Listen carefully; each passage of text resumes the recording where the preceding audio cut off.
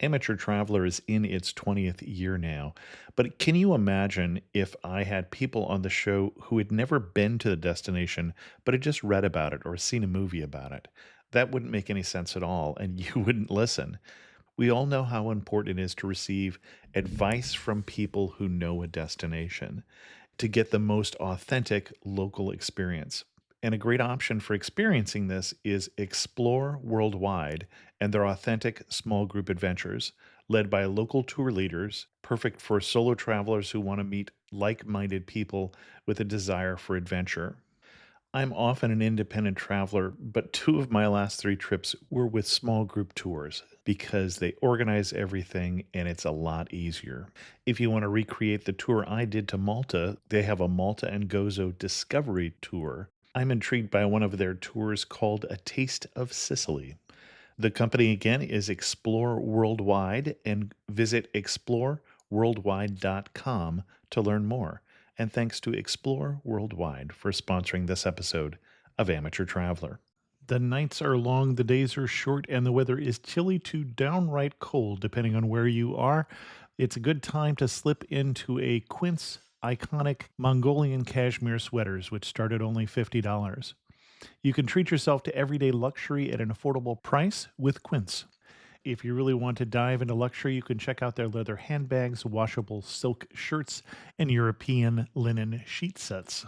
Whatever you're looking for at Quince, all the prices are 50 to 80% less than similar brands, and they do that by partnering directly with top factories and cutting out the middleman. They only work with factories that use safe, ethical, and responsible manufacturing processes.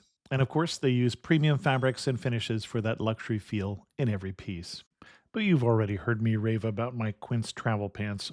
Treat yourself this winter without the luxury price tag. Go to quince.com/traveler for 365-day returns plus free shipping on your order. That's QUINCE.com/traveler to get free shipping and 365-day returns.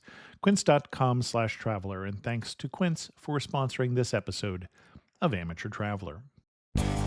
Got my bags packed, I'm on a roll. I'm heading out there and I'm ready to go. I'm looking real good in my passport photo. Oh, no. Amateur Traveler, episode 435. It was called by George W. Bush, part of the Axis of Evil. And yet we've talked to travelers who have found it to be a warm and inviting country. Come with us today as we go to Iran. I know that I should be heading home, but maybe not today. Welcome to the Amateur Traveler. I'm your host, Chris Christensen. This episode of the Amateur Traveler is again sponsored to you by Blogger Bridge. Blogger Bridge is my other company, and that's a company that helps companies connect with content creators like bloggers and podcasters and videographers.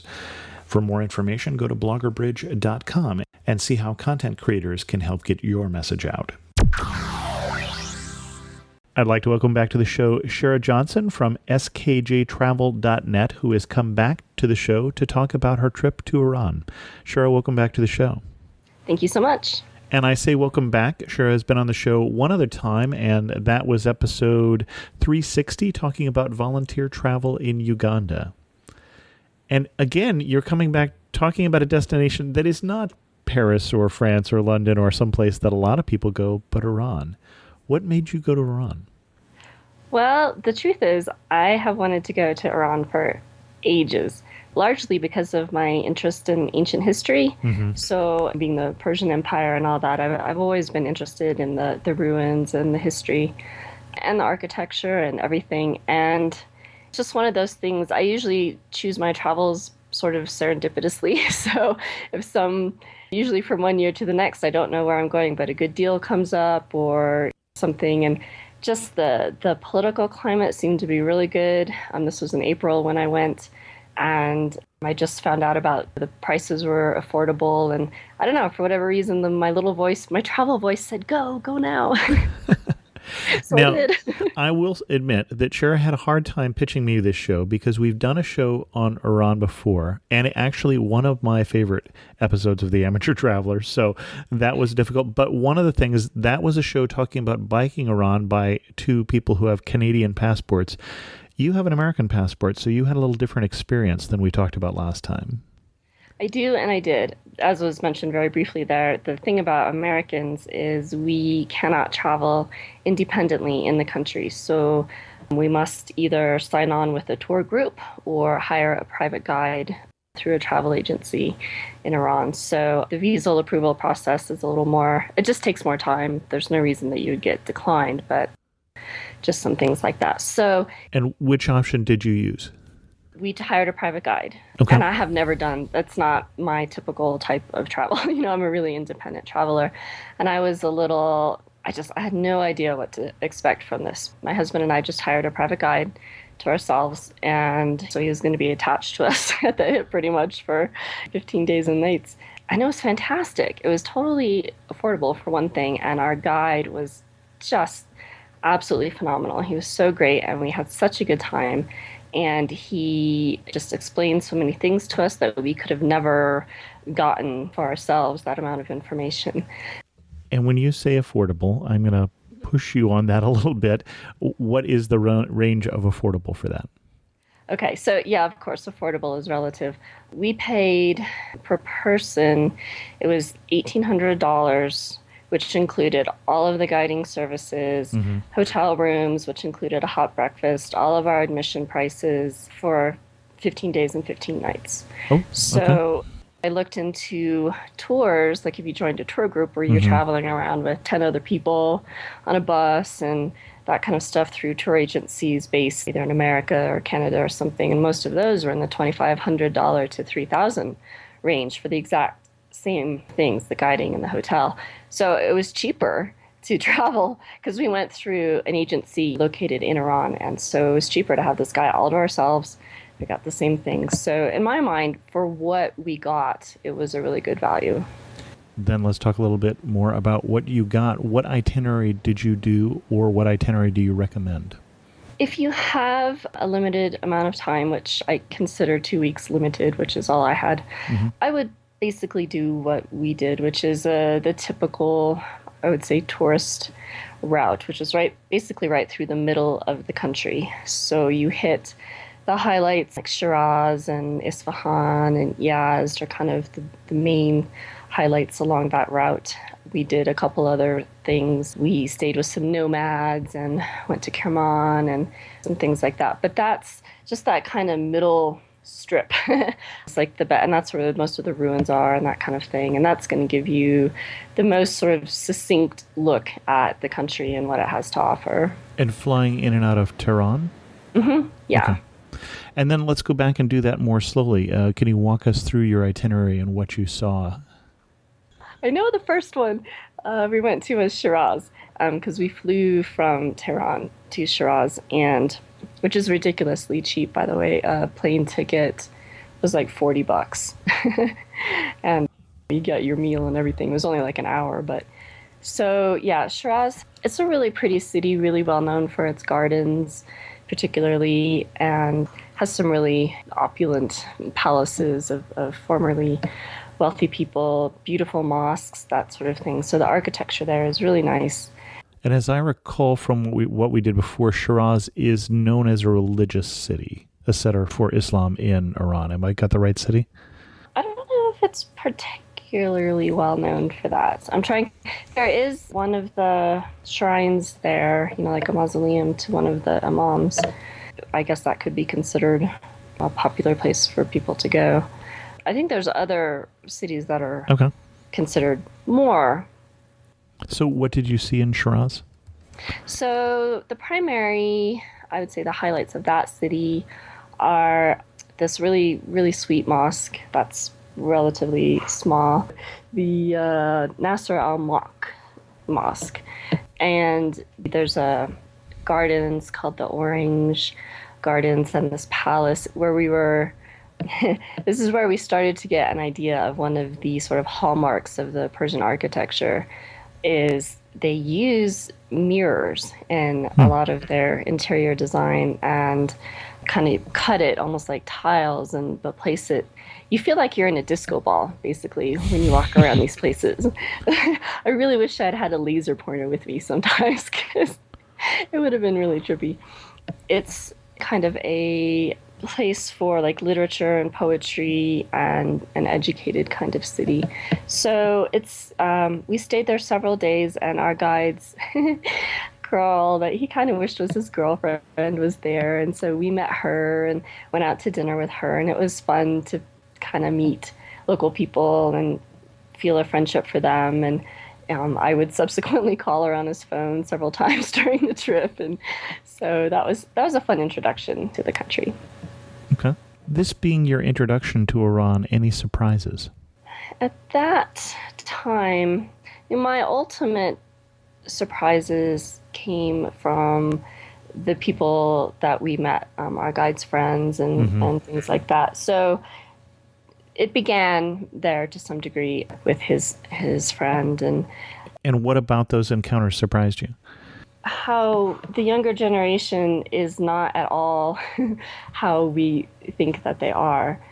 I think it's true that a lot of Americans tend to see the citizens of Iran as very religious, very traditional, conservative. They're just very into their to their religion. I think that has a lot to do with the way we see them dressing, the women, and we just sort of presume that they're doing that voluntarily, and therefore they're really into their religion. But that's actually not true. The younger generation, most of them aren't really religious at all. They don't like wearing these things. They clamor after Western culture, Western amenities. They know more about American television shows than I do and movies, and they have social media even though it's illegal. It's so I was surprised at how like us they are and how much like us they want to be, and they're very hurt that they perceive that Americans think poorly of them and that we seem to dislike them and all these things. So I was kind of surprised about that. Okay. And where did you go after Shiraz? We went to Kerman, which was the hometown of our guide. He still lives there with his parents when he's not guiding, so he introduced us to his parents. We went to his house for dinner, and we met a bunch of his friends were there. So one night we actually played laser tag with his friends and all this crazy stuff. Kerman has a really nice bazaar. They have a really nice traditional bathhouse in the bazaar. Mm-hmm. So those were highlights in the city. And then something I really wanted to see is called the Kalutz, which is just outside of Kerman, and it's a desert basically, and the weather has carved out of the layers and layers of desert sand these amazing sculptures. So it's like castles made out of the sand and fortresses, and the bottom layer of the sand is black, and then the sculptures are red. And we were there on kind of a foggy day. It almost looked like a shoreline, and the black was the ocean, and just really fantastical, magical kind of shapes. I've never seen anything like it anywhere else. So that was kind of a highlight for me, was seeing the Kalutz. And there's some other gardens and houses, former princes and stuff like that. So there's some good stuff to see there. When you say some other gardens, were there any that stuck out for you in terms of the ones that you saw? One of the ones that was kind of interesting just in terms of the story behind it, because as I explained, this is pretty much in the middle of the desert. Mm-hmm. And so it's funny to come across then these oases in the middle of it, these opulent gardens. And so this prince was apparently a real jerk, and he had conscripted all his subjects into building this just amazing garden. And that's almost more of a sign of opulence than like some kind of architecture. There is water in the middle of the desert. Sure. Just gushing water down these waterfalls and reflecting pools. And anyway, so political climate changed. He fled his garden home, and everyone was so happy. They dropped their tools on the spot and left. And so somebody had maybe 3 tiles left to complete this beautiful thing he'd been working on for years. And he didn't even have like pride in his work to stay and finish it. He was so disgusted with having been there. So they point out the little things that were never finished because people just literally left on the spot and were so happy to be rid of this guy. Shiraz is where you access Persepolis from, Okay. which is the highlight archaeological ruin in Iran. And there's also a necropolis nearby of some of the early rulers. And And for those who don't know, what is Persepolis? Persepolis was basically a ceremonial city that was For the built. ancient Persians. Uh-huh, yep. I think it was built about 520 BC, Mm-hmm. so it's quite old. It was built about 30 years after the founding of the Persian Empire. And so, yeah, it's this ceremonial city and so amazing. Like every surface of the rocks, the buildings, and the staircases, and the pillars, and everything was originally carved with these bas relief figures of people and the cuneiform text writing. And the entry is these huge arches and pillars. And it's just a beautiful, amazing place. And to think they built all this just for occasional use. The city where Hmm. people actually lived was a ways away in Pasargadi, and there's hardly anything left of that. But that, for me, as I say, with my interest in the archaeology and the ancient history, that was really exciting to see that, and I wasn't disappointed. And my perception is that it's one of the reasons that it's relatively well preserved, considering it's over 2,000 years old, is that it is in the desert.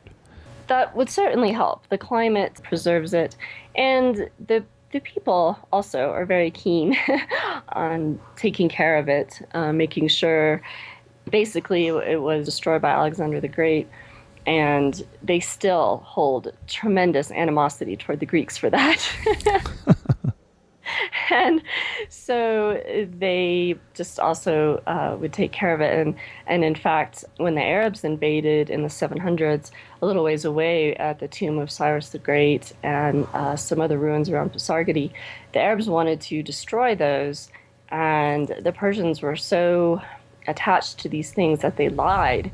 And they said that they were actually the tomb of Solomon's mother and these things so that they were related to biblical figures, and so therefore they weren't destroyed. In order, that's how important it was to them to preserve these places. Funny.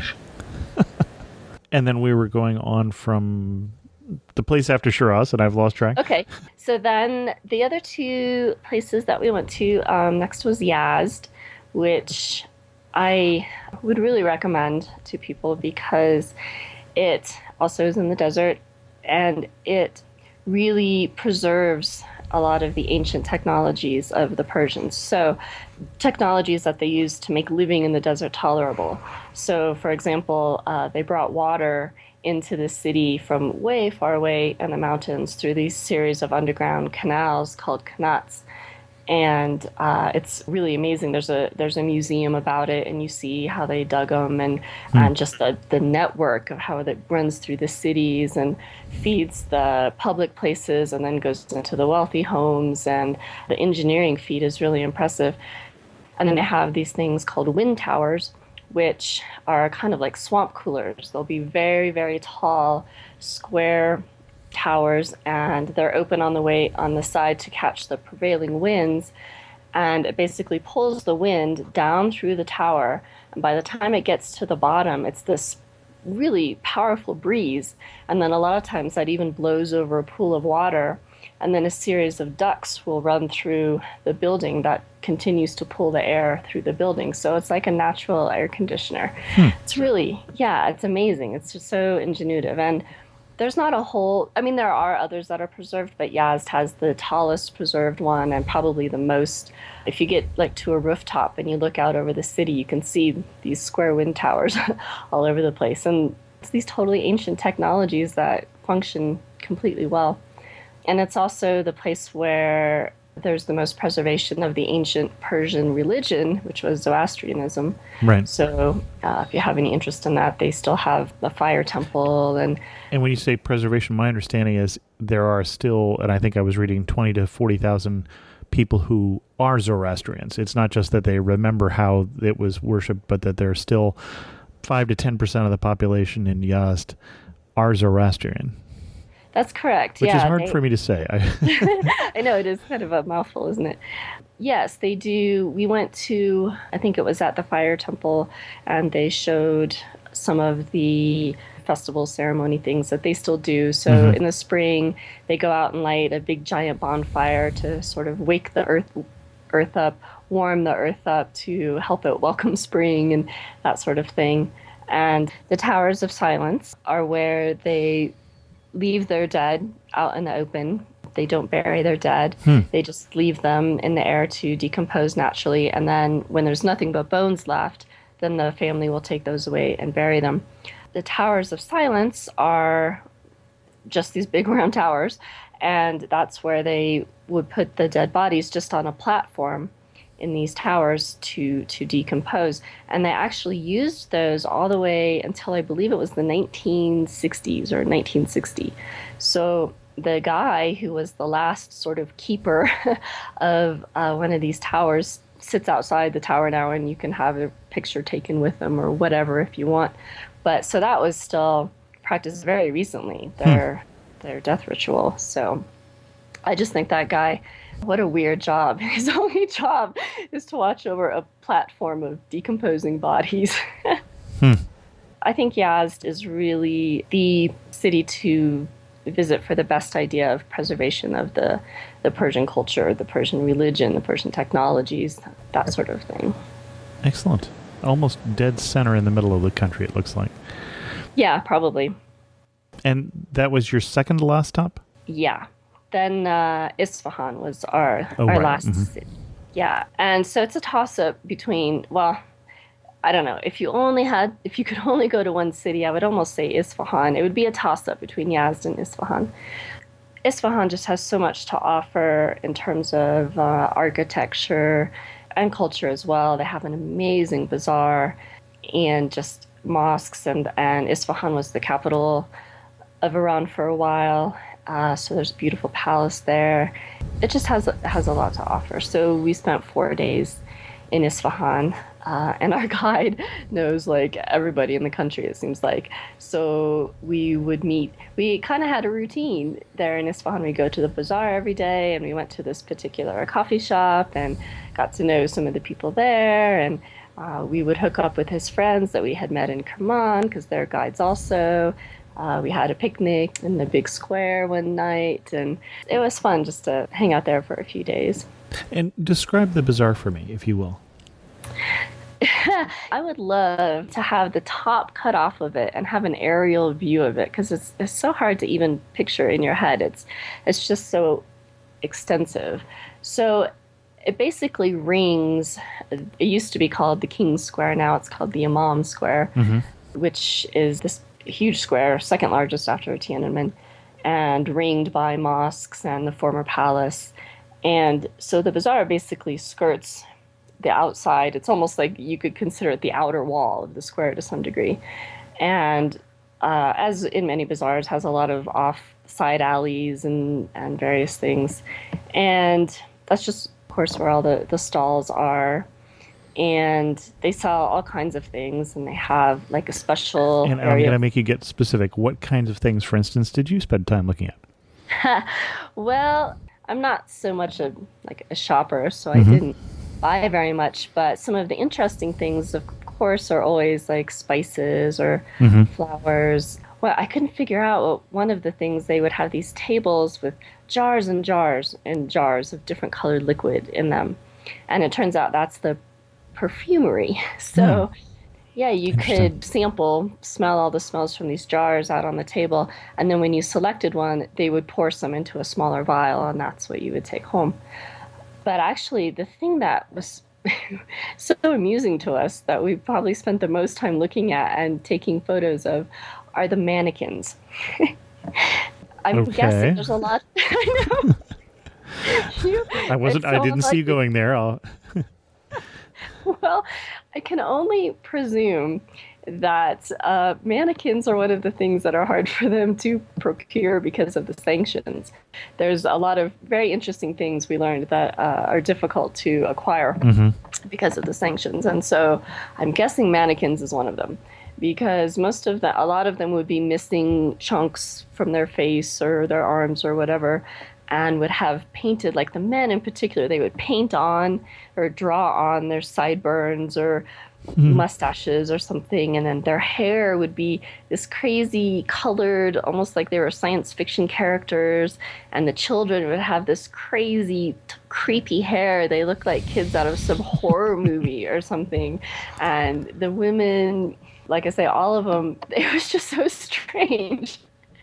They looked like they'd been recycled and used as kids' arts projects and who knows what else.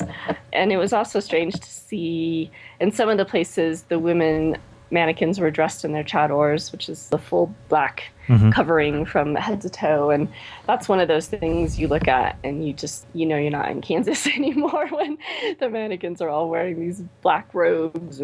And those would be just like a fabric shop, basically like a chador shop. You could go in and select the type of black fabric that you wanted your chador made out of. But so, yeah, we had such a hoot just looking at those mannequins. Well, and I think you brought up a couple things we want to talk about there. One is you brought up women's fashion. So if you go to a lot of Islamic countries, you get quite often people wearing the hijab, just the simple headscarf. What would I expect in Iran? The two requirements for women really are the hijab, and you must wear a long shirt that basically covers your butt and is long sleeved. And of course, pants. So you don't have to wear a veil, but some women choose to. Actually, there's no veil that covers your face. So for them, it could be that just your face peeks out, maybe. So even in the chador, it's not like a burqa, for instance? Correct. Right. Okay, got it. So that just wraps around your head, basically, like a hood, and then your face is completely clear. Got it.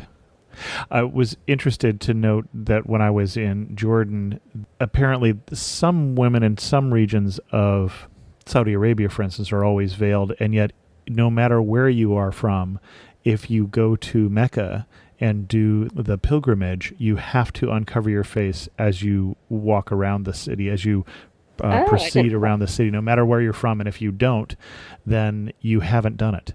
Basically, it doesn't count. And you're supposed to go, my guide told me, who was a guide for a while in Mecca, you have to go home and start again. Oh my gosh. So, but even people who are from more conservative countries, that's just the way it's done. Now, you also mentioned the economic sanctions, and then you got a chance to talk to some of the locals about the sanctions and what did it look like from their point of view? To a lot of people, that just looks, they don't hardly know anything different. I mean, they've been in one type or degree of sanction or another for quite some time. In an odd way, it almost contributes to a source of pride to them because it forces them to a certain degree of ingenuity, creativeness to make things themselves in their country because they can't import them. And of course, so they have to sort of make choices. Like mannequins, we learned that like camping gear, when we were camping with the nomads, our tents were pretty ratty and they couldn't get sleeping pads and things like that. But so many things, they have just learned either a way around it or a way to make it themselves. And I don't think the people that we spoke to didn't really seem super sullen about it or anything because, like I say, it's just their life. I think they all think if the sanctions are ever lifted, it's going to be amazing, an amazing new life, and they're dreaming about all the things they'll be able to get and stuff. But they don't seem to be too downtrodden because of it. Okay. So anything else to talk about in terms of your itinerary before we get into some more general questions? So I've spoken all about the cities and the Kalutes, but my personal favorite time was a couple of days, one night, 2 days that we spent with some nomads. So this guy just calls up to see if they're in the area. And then we went and camped with them and met them. And that was one of those very, very different cultural experiences. And I really enjoyed that. So, of course, it was a bit rough camping. Like I said, we didn't have sleeping pads or anything. We're just on the hard ground. And I didn't really sleep. But it was very worth it. So anyone who's interested in the really traditional cultures, I would definitely recommend adding that onto your itinerary. Okay. Anything surprising about that particular experience? In a way, almost everything because it's not like I had done any research into what I might expect Hmm. from it. I guess maybe my surprise was actually sort of how authentic the experience was, because when I saw that it was something offered by the tour agency that you could add on, he said camp with the black tent nomads, and I was kind of figuring it was going to be a really, or at least a somewhat contrived experience, and you'd stay in Sure. some sort of posh tent outfitted just for the tourist or something like that. And it wasn't that at all. It was just like I say, that our guide just called up to find out if they were in their particular place. Pretty much nowadays they just go back and forth between two different camps. So he was calling to see which camp they were at. We drive up in our little Jeep thing, and it's just a handful of families. We set up our North Face tents. We go hang out with them in their yard. It's just me and my husband. There's no other tourists or Mm-hmm. anything. So we met them. They fixed dinner for us. We just hung out all night and told stories and drank tea. And oh, this was surprising. So they're serving us tea and we're drinking it out of our little teacups. And the father, the patriarch, says, "You're drinking your tea all wrong." And we're like, "What are you talking about?" And they pour their tea out of their cup into their saucer. So their saucers are more like really shallow bowls.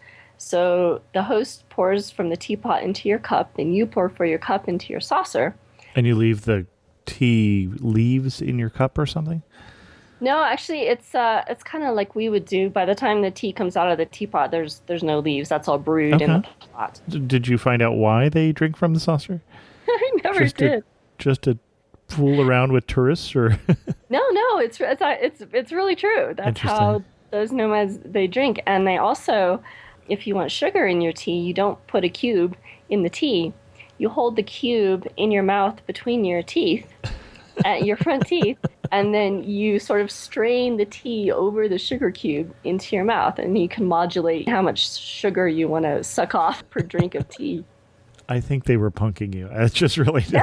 No, I promise they're not. We got back That's and so we funny. talked to somebody who had been stationed over there in the army in that region, and we mentioned drinking a lot of tea, and he said, "Oh, yeah, the sugar in between your teeth." He's like, That's "Did you funny. do that?" And we're like, "Oh, yeah." So I mean, it makes a lot of sense, really, because like I say, you can get different amounts of sugar on each drinkful if you want to. On the same line, what do you wish you had known before you'd gone? Well, I wish I had known before I started the trip how much time the visa approval took for Americans. That's can be up to 2 months, and so we barely. The tour agency that we went through somehow didn't catch from me that we were Americans, so he was in no hurry to get our approval number. When he finally realized it, we were in a real rush. We barely got our visas in time, so. I guess maybe I should have thought of this because I knew that Western toilets were sort of a luxury in a 3 or 4 star hotel. So I would have thought public toilets were probably pit toilets. And I kind of forgotten that those sorts of places don't have toilet paper. So that's my So something to advice. pack. Yes, for Okay. women in particular, make sure you have some toilet paper always with you. That's a good little thing to remember. As Americans, also, we can't stay in really budget accommodations because we're with the tours and stuff. We at the 3 star hotel is the lowest grade thing you can stay in. So, and the hotels are quite nice. So we had pretty much every kind of amenity that we could want, and it was very modern type of traveling. I wasn't sure what to expect, how modern their hotels would be. Yeah, they're perfectly fine, perfectly normal. And I can't remember who it was, but one of my travel blogging brethren actually just had something in China where they have a similar sort of rule where the police came in and took him from his hotel room and escorted him to the Western hotel where he was supposed to stay because he was not supposed to be in the other place. That's the first time I've heard of that happening, but I knew that they had that rule, but apparently, at least in some places, they enforce it. So Enforce it, yeah. Yeah, they used to have, or I think they still do, the friendship hotels or whatever in Right. China. you have to stay in. That's I don't well, before I was aware that Americans had no option to travel independently, Hmm. I had been talking to couch surfers and I was thinking Ah, yeah. maybe we'd do some couch surfing. And not only is it pretty not doable logistically because you're with a group, it's actually you would get your host into trouble. Right. And a lot of people in Iran might not even realize that if they hosted an American overnight, it would not be a good thing for them to do. But I did end up meeting some people that I had contacted on couch surfing in public places. Like they For tea didn't or something like that. yeah, they didn't want to have us over to their home, but we could, we met for dinner and things like that in a public place. So just if you are American, don't think that, oh, I'm going to try and stay with somebody for the experience because you're actually endangering your host. Right. Although if you don't have an American passport, that is something you might think about. But right, for an American, not an option. Right. Yeah, that's particular to Americans. The couch surfing community otherwise in Iran is huge. There are tons of hosts over there. And it's a very popular thing to do. So if you're not American, yeah, go for it. There's tons of people you could stay with. Well, and I won't get into the details here, but if you want to hear some wonderful stories of hospitality, some of the most memorable stories ever on the Amateur Traveler, go listen to that other episode about the Friedel and Andrew who biked through Iran. So they ran into just quite a lot of out of the way hospitality. So here's a question for you. You're standing in the prettiest spot of all the places you went to in Iran. Where are you standing and what are you looking at? Probably that small mosque in Shiraz. Okay, so I would be standing in the door frame where you go into the interior of the mosque so that I'm half looking into the outer courtyard and half looking into the inner area because they were both so pretty. The interior space was full of these stained glass windows and very elaborate ceiling. And when you say stained glass windows, not with depictions of scenes like we would have in a cathedral, for instance, but just geometric Correct. shapes and light. Yeah. Exactly. So they're all about, the color and the shape. And there's no portrayals of animated figures, no people, no animals. Right. And the carpets, of course, are made by various members of the congregation and donated to the mosque. And some of those are just absolutely gorgeous. And there's something just really sweet about that particular mosque. And the outside was kind of an unusual use of pink in a mosque. Pink is a particularly popular color to use in a mosque. Usually it's the blues and the yellows and maybe a little bit of red or green, but really, really pink and gold and just beautiful outdoors. So I think my favorite photos came from that place. And one of the questions that we ask when somebody goes a little bit off the tourist path, when did you feel closest to home, most familiar, and when did you feel furthest from home? Toto, we are not in Kansas anymore. Feeling closest to home, I think it's the same answer I gave about Uganda, but is just when we're sitting around talking with people, especially the time that we spent with our guide in his hometown, because we just happened to get along so fabulously with him. He really took us into his confidence and his life. And so, like I say, we were playing laser tag. This new laser tag place was going in. And we were hanging out with his friends the night before at their house. He invited us over. They had a small party basically for us. And they were all excited. They wanted to check out this new laser tag place. And our guide was in town just for these 2 nights. And they asked would we come with them. And so we did. And it was silly. But that was really fun because we did feel like we could have been anywhere except that I'm running around laser tag just sweating and panting, and I've got a stupid scarf on my head. Right. Well, actually, we didn't mention that, but that is something that you need to observe, too, when you're in Iran. Oh, yes. But once you get into a private home... You can take it off, right? If they invite you to, and the younger generation is always going to invite you to. So I just thought, went, because I was always so hot on the darn thing anyway. And then I asked our guide, I'm like, do I have to wear this while we're playing laser tag? And he's like, it'll be dark in there. You can do whatever you want. But the other women who were playing with us, they had it on. So I kept mine on. But it was just, I just thought, can't you make an exception for something like this? But I survived. We all survived. So Furthest from home. I think that probably, which I mentioned, seeing the mannequins of the women in their chadors. Okay. There was one place that we went in particular. It was like an outdoor, it wasn't a full-on bazaar, but it was an outdoor shopping place. And so their mannequins were all chained to these posts. So just the sight of these fake women in their black chadors chained to the posts just seemed a little symbolic. And then real women walking past them with their chadors blowing in the breeze, fanned out on either side of them. And that's just a scene, yes, very, very far from Kansas. Before we get the last few questions, one thing you should taste to say that you've been in Iran. Oh, gosh.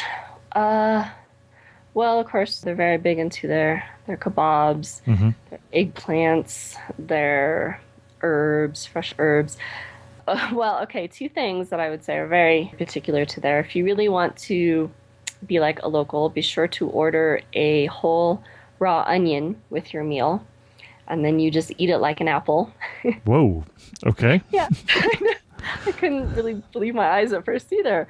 And the first time I saw it, I thought that was just one weird person, and then everyone everywhere was doing it. So that's very popular there. And the other is they have this saffron flavored sugar, and they grow it like the sugar crystals you would buy as a kid on the candy sticks. And so it's yellow colored, and you just buy the sugar on these sticks, and you stick it in your tea and let it dissolve in your tea. So that was one thing that we bought, like, because it's so cheap and it's so pretty and it's so different. So I actually bought a lot of that to take home. Excellent. Anything else we should know before we go to Iran? Probably just that you're going to have an awesome time. I think I was really surprised and potentially even a wee bit disappointed that everybody, with extremely few exceptions, who found out that we were going there was just full of apprehension on our behalf and worry, and are we going to be safe? Are people going to be friendly? Why are you going there? All these things. And because I've read a lot of other travelers who've been there, I had absolutely no worries whatsoever. But so I would just say to anybody else who's thinking of going, but they might have some trepidation or fear how they might be treated or something, just know that those are completely unfounded. You have absolutely nothing to worry about. Well, and a good resource if you're going to Iran now, actually, Rick Steves, who normally is focused on Europe, has done a video series about his trip to Iran. Oh, really? And he had a similar experience and similar recommendation. But I would recommend that to those who are listening. Last three questions. One thing that makes you laugh and say only in Iran. The first part of your sentence, there was something immediately leapt to my mind, something that makes me laugh. I don't know if it would be only in Iran, but a very funny moment is that we visited this village. I can't remember the local name of it, but it's known as the Red Village between Isfahan and Tehran. And it's a very, very old traditional village, and very few people actually live there. Now, mostly they just keep it up for tourists. There's one hotel there with a restaurant, and they call it the Red Village, of course, because the facing of all the buildings is this red mud plaster. I'm going to say you're talking at Abyane? Yes, that's it. Okay. Good job. So we're driving out of there. We spent the afternoon there. We're driving out, and we're starting to drive past a man who's riding a white donkey, and he just looks very picturesque. So my husband rolls down his window. He was going to take sort of a photograph of him, probably without him knowing, the back of him. But our guide drove past him too quickly. So by the time my husband got the camera out, we were right beside this guy on this donkey. And you never know how people are going to react to the fact that you're taking a picture of them. And this guy totally got this devilish look in his eye, and he hunches over and he starts spurring his donkey on to race us. So we're like racing this guy on his donkey in our car, and it was really funny. That guy just had a really fun spirit, and we were just laughing really hard. Another time, we're driving down the highway, and this was one of the few times where I could take my hijab off. Our guide said, when you're on the freeway, don't worry about it, you can take it off. So, of course, immediately, as soon as we got out of the city, I would take it off.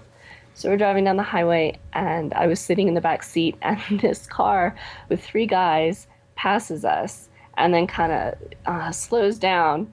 And they had realized that there was a Western woman without a headscarf on in the back. So they got their camera out, and they took a picture of me.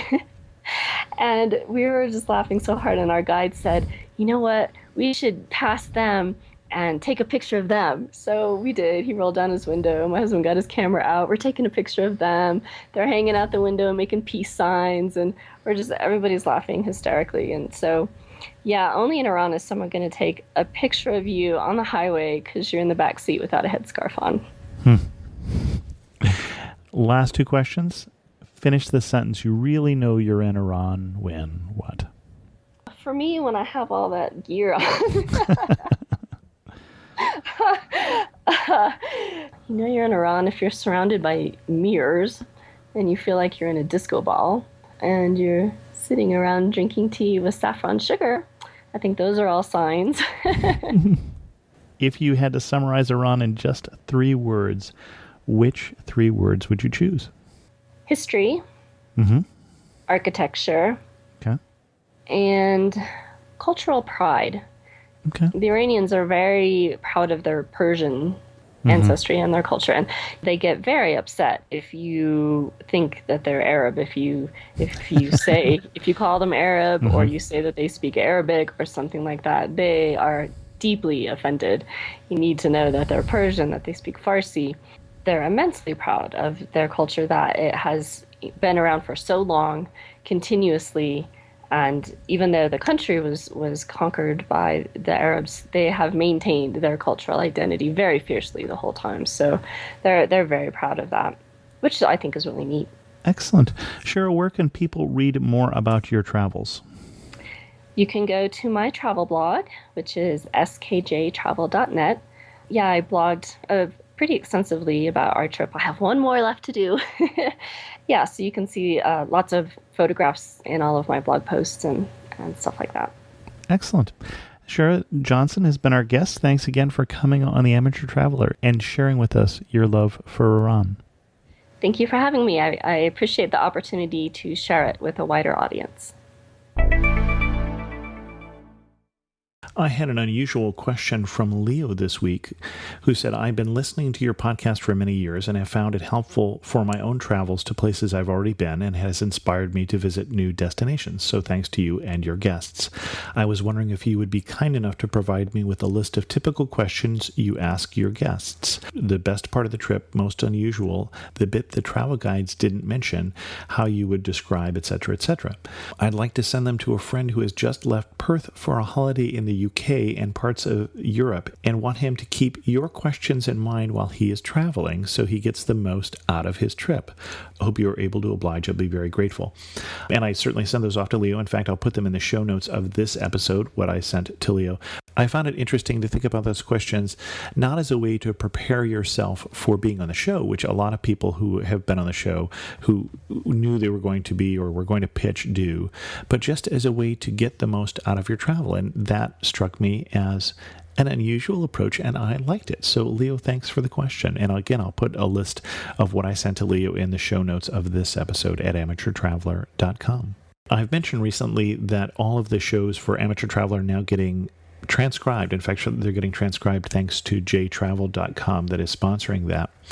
And as the transcription went up for the episode we did on travel to Western Sahara, parentheses, Morocco, episode 421, I received a tweet from someone who wanted to tell me that Western Sahara is not in Morocco. It's illegally occupied and it needs its freedom. And I don't disagree with that at all. I don't necessarily agree with that. I don't have a particular opinion on that. I think that is something that the people of the Western Sahara should have the right to decide for themselves.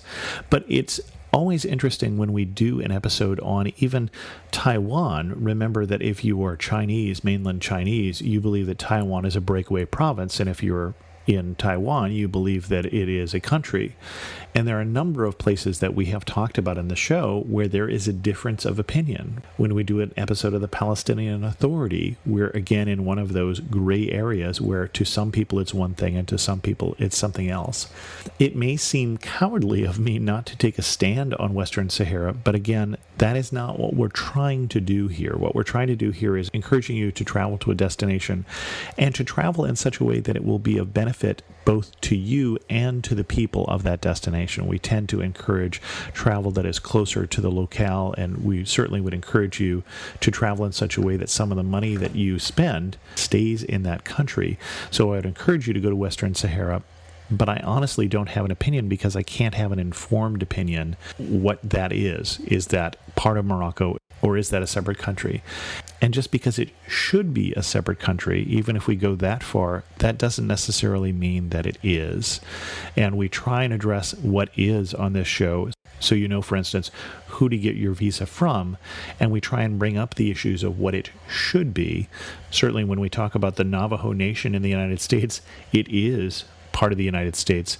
Whether it should be part of the United States and how the United States have treated the Native Americans of this country is not something that I think Americans should brag about. I think there has been a lot of injustice, but that doesn't mean that it will keep me from describing what is in the situation right now and what you will find. I hope that makes some sense in terms of how we will deal with these things as we go forward. We will try and bring up to you things that are controversial and let you know they are controversial, but then we will talk about as best as we can the situation you will find on the ground.